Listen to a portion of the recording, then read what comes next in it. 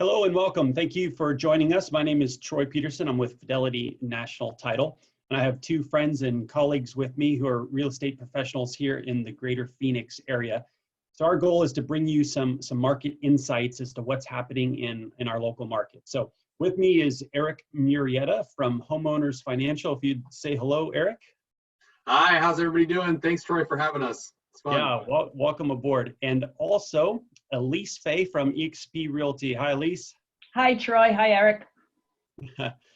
So good to have you guys on board. So Elise, let's start with you. Ladies first.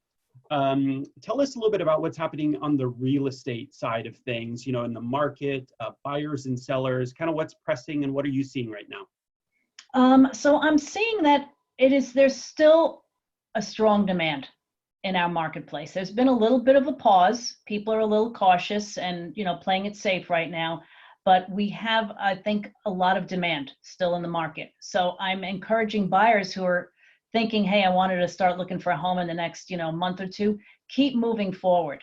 So important to work on your pre-qual, get all your finances in order.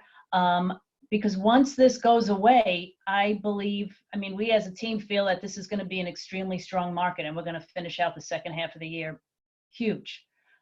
In the under 350,000 price point, we're still seeing multiple offers. We are still seeing a lot of people wanting to get into their homes. And what I think is great right now, that we've had an up in supply. So 6 weeks ago, supply was so tight. We probably had about a month and a half supply of homes inventory. And so now that's ticked up a bit, which I don't think is a bad thing. I think it's a great thing for some of those buyers. It's given them a chance to get out into the market. It's not so tight, not so competitive, and they can find the home that they've been really looking for all along. So I think the bad has turned into a bit of a positive for us. Oh, and so thanks, Elise. Eric, a little bit from you, kind of what's pressing, what's new, what are you feeling right now on the lending side of the business?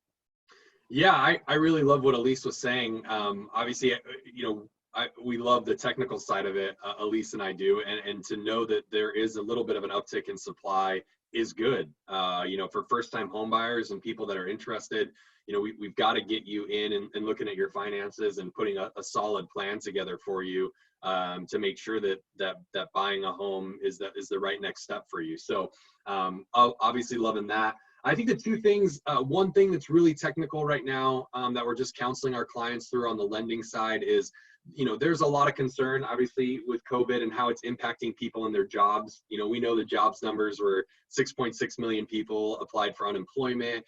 There's a lot of uncertainty as to, what businesses are going to stay in what businesses are going to stay in business and what businesses are going to, not be in business anymore. So we're doing a lot of verification of employment all the way through to completion of the loan.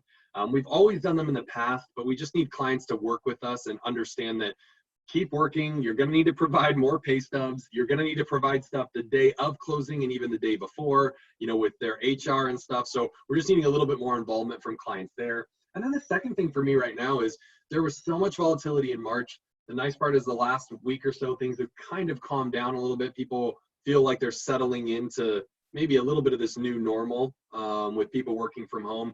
But really, it's been within the lending side. Things have kind of calmed down a little bit. All the different stimulus things they were working through caused, some whipsawing back and forth, but we're just practicing and preaching patience to our clients, especially when it comes to where our interest rate's going to be.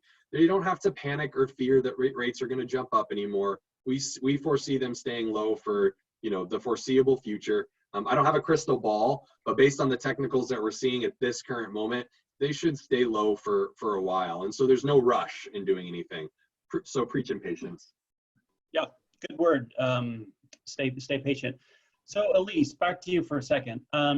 Obviously, this virus has impacted the way in which we kind of do business, so to speak, how we show homes, buyer and seller. So just tell me a little bit about what it is you're doing, to protect people, yourself, everybody involved in the process now. Great question, Troy, because I know that's weighs heavily on a lot of people when they're thinking about buying a home right now. So in taking out buyers, I will provide them gloves. I encourage them to wear a mask. Try as we can. hand sanitizer, just doing all those things to protect ourselves, but also to be respectful of the seller as we go through their home. It's very important. We want to be considerate and respectful. So a lot of the times we're seeing sellers having all the closet doors open, the cabinet doors to the kitchen, the pantry, the lights on. So that will minimize any touching, any contact that we may have with the seller's surfaces that we don't need to. And again, many of the times we're seeing sellers provide gloves, even masks or booties at the house. So that's what we're trying to do. We really want to just be safe and protect all parties involved. And so that's what I think we want to get the message out, that we are conducting business in a new normal, but safety and protection is utmost importance. Yeah, absolutely. Another thought and question. So from a title perspective, you know, there has been a little bit of a slowdown, yet there's still business being done. There's transactions happening. From your perspective, I know you work a lot in the West Valley of Phoenix, but all over the area. You know, what are you seeing in terms of kind of just activity? You know, how things are transacting, and we still see it happening. So what are you feeling? Yeah, I'm seeing right now, I mean, this is normally our very, very busy buying and selling season. It's the start of it through the summer months. So I'm starting to get a feel that a lot of buyers and sellers are getting impatient. And if they really wanted to transact, they needed to move, they need to buy. The beautiful weather is really, you know, giving them the reason, hey, let's just put the homes on the market. And we've tried to, on the sell side, educate sellers and say, listen, let's wait. Let's evaluate it on a week-by-week basis. We check the stats. We do all the pre-listing work and see if there's a lot of action and interest in the property. And if there is, then we will go live. But we just don't want it to sit out there, you know, and not have as much action and accumulate days on the market. So we're trying to educate the sellers, even though they're anxious. And the same thing on the buyer side. We are seeing a lot of people looking online, asking a lot more questions. And they're looking at homes in a different manner. They're not going out on a weekend to see 10, 15, 20 homes.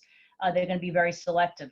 So on the seller side, it's important that you present your house in the best possible way you can, because that's going to start driving the traffic, is how it is viewed online and what it looks like. Yeah, great. And you do a great job with that. Eric, maybe a question for you.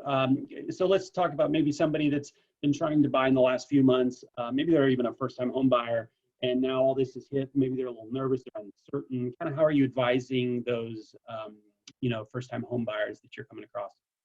Yeah, I think for me, what I love about times like these is it's a return to even more conservative approach to lending, which some people hate that term, but you know, we never got crazy this time around, so we're not concerned about anything coming near what happened, you know, over a decade ago on the last time we had this. I mean, the borrowers that we were giving loans to, man, they qualified at some level. Now, again, when things kind of get wonky, people tighten it up, and tighten up's not bad. So first-time home buyers, my comment to them is, let's get in. And I've always done an approach that's very holistic with our borrowers in trying to figure out how we can make sure that them buying a home fits into their needs and helps them grow their wealth through owning the home, while also making sure that they're not overextending themselves and they have the ability to still save money and budget appropriately. And so for me, if you're a first-time home buyer, now's about as good a time as ever, especially like with what Elise said. We're starting to see, you know, sales tick up just a little, or homes for sale tick up a little bit, which means a little bit less competition for these homes. And with interest rates knowing that they're going to stay low for a while, it's about as good a time as ever. I mean, I would definitely be, you know, I'm bullish on a first-time home buyer getting into a home and then holding it, and then long term, they're definitely going to put themselves in a solid position financially. So that's where I'm at with it. I think it's I don't hate the conservative side because it's part of who I am, but it's really that holistic approach, and that's what we return to when sometimes things like this happen. So yeah, that's where I'm at. Good word. One last question before we go off. Elise, I know you're from the East Coast, New Jersey area and stuff, and this virus has obviously hit very hard back east. How's your family? Thank you for asking. They're doing well. Most of my family lives in Nassau County, and that's the second most heavily hit part of New York State right now. And they're just hunkered down. I mean, they're well, they're safe, but it's a very serious for them back there. And, you know, I feel for them. Yeah, absolutely. Well, thanks for joining us, both Eric and Elise. You're amazing partners. Let's get through this together. And for all you out there, be well, stay safe, be strong, and let's get through this together.